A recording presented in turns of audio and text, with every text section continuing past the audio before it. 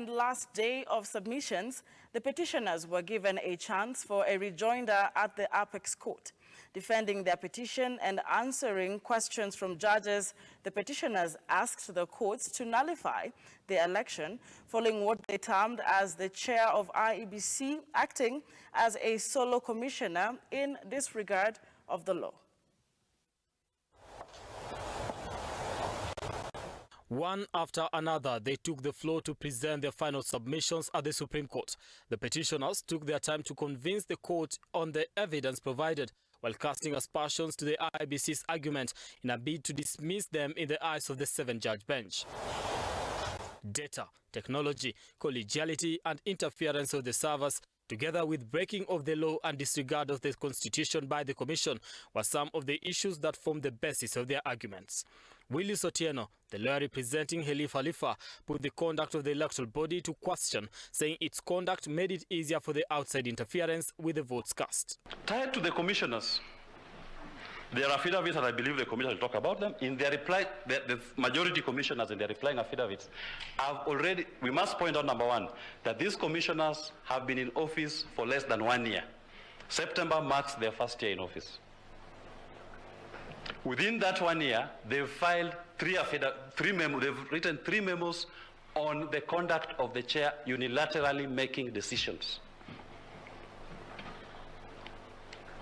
Ultimately coming out on the 15th to tell Kenyans what they had been dealing with internally. Chairman, who is a first amongst equals, just like the Chief Justice of the Supreme Court, a primus inter pares who must work with his colleagues to guide the affairs of the Commission.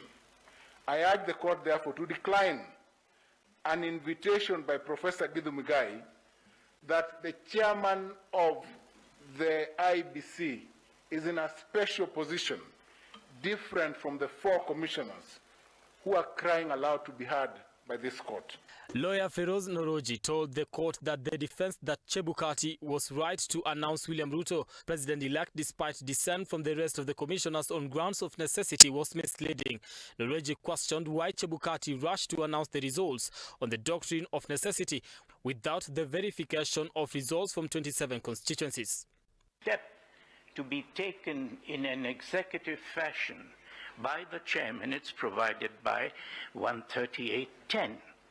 The declaration of the decision of the result will be made by the chairperson.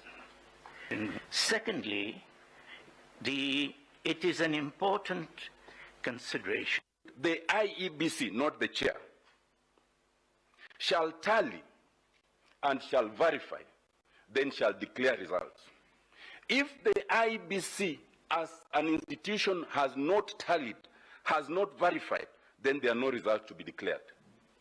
We wish to submit that at the end of this analysis, it is not a question of whether the chair is a hero or otherwise. It is a question of whether the chair did what was expected of them.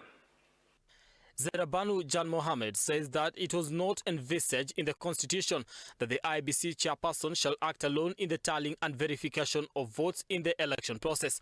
In a rejoinder, Jan Mohammed said all commissioners are appointed through a similar rigorous process and as such, all have an equal role in the electoral decision. By the law, by Article 138(3)(c), it says commission. We were told commission, but it doesn't say commissioners. That was a distinction being made yesterday. It says commissioners, doesn't say commissioners, but commission. With due respect, all those commissioners are appointed, well, not at the same time, but go through the same rigorous process. Does it mean all animals are equal, but some are more equal than others, which means the chairman is more equal than anybody else? These, like I've said, and I repeat again, are just flower girls and page boys. That surely cannot be the intention, could not have been the intention of people who drafted this constitution. Willis Otieno asked the court to nullify the election in a bid to give Kenyans the second chance to elect a leader they see fit. When an alligator comes out of the water and tells you that the crocodile is sick, do you doubt him? When the commissioners come out and tell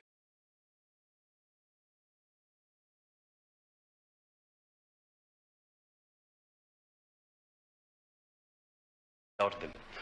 Brian Amuai, Look Up TV, Nairobi.